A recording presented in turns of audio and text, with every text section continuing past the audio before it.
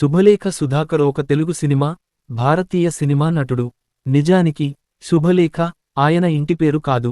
ఈయన అసలు పేరు సూరావజుల సుధాకర్. ఈయన నటించిన శుభలేఖ చిత్రం ద్వారా ఆయన ఆ పేరుతో సుపరిచితుడయ్యాడు.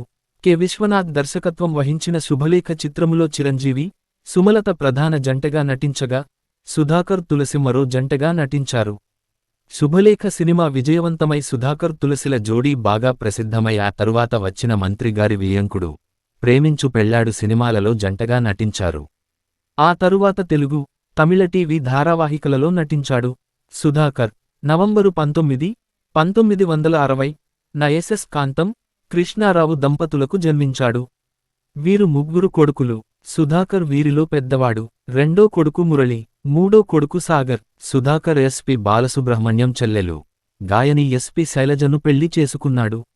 నటించిన చిత్రాలు: శుభలేఖ 1982, రెండుజళ్ల సీత 1983, మంత్రిగారి వియ్యంకుడు 1983, సితార 1983, జనని జన్మభూమి 1984, మొగుడు పెళ్ళాలు 1985, స్వాతి 1985, ప్రేమించు పెళ్ళాడు 1985, లేడీస్ టైలర్ 1985, అన్వేషణ 1986, సిరివెన్నెల 1986, ముద్దుల మనవరాలు 1986, గౌతమి 1987, గుండమ్మగారి కృష్ణులు 1987, భలే మొగుడు 1987, ఆహా నా పెళ్ళంట 1987, బంధువులొస్తున్నారు జాగ్రత్త 1989, చెవిలో పువ్వు 1990, ఆదిత్య 369,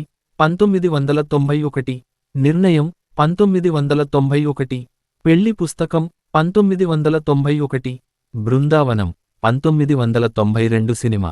చిత్రం బళారే విచిత్రం 1992, 420, 1992, మేడం 1993, జీవనవేదం 1993, ఆష్ గప్చుప్ 1993, భైరవద్వీపం 1994, సిసింద్రి 1995, పెళ్లి చేసుకుందాం 1997, చిన్నబ్బాయి 1997, ఆ నలుగురు, రక్త చరిత్ర, ప్రేమ జిందాబాద్, జీనియస్ 2012, ప్రియతమా నీవచట కుశలమా 2013, అమర్ అక్బర్ ఆంటోనీ 2018, ఎంత మంచివాడవురా 2020, భీష్మ 2020, జోహార్ 2020, లాయర్ విశ్వనాథ్ 2021, నాట్యం 2021, రామసుర్ 2021, ఊరెళ్ళిపోతా మామ 2022, మాచర్ల నియోజకవర్గం